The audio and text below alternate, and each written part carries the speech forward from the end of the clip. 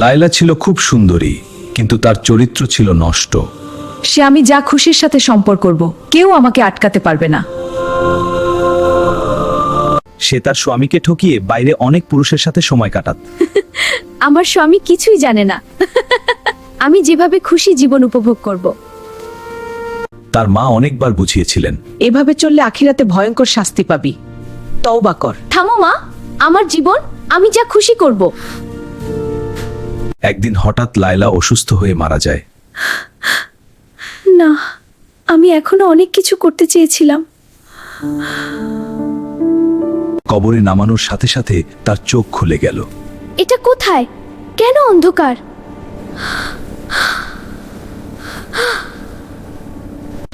মৃত্যুর পর তার রূহ বের হয়ে যায়, কিন্তু তার জন্য অপেক্ষা করছিল ভয়ঙ্কর শাস্তি।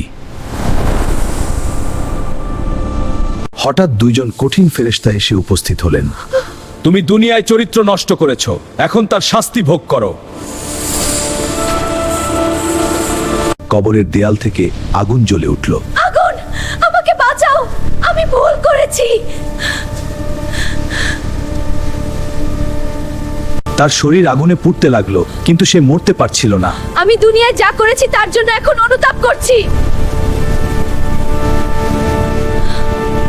বিষাক্ত সাপ ও বিছে তার শরীরে কামড়াতে লাগলো।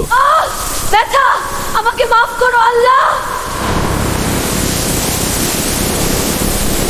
তার সামনে দুনিয়ার সব পাপের দৃশ্য ভেসে উঠল।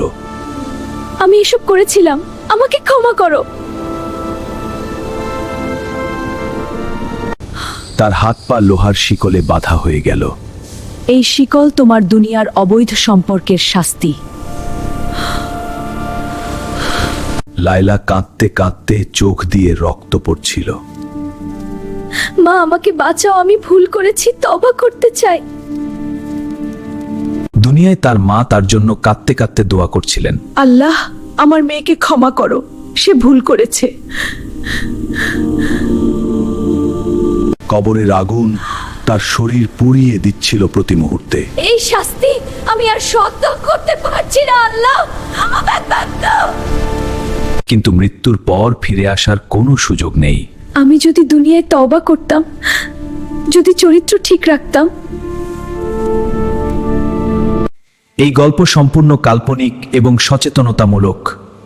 চরিত্রহীনতা দুনিয়ায় সুখ দিলেও আখিরাতে ভয়াবহ শাস্তি অপেক্ষা করে।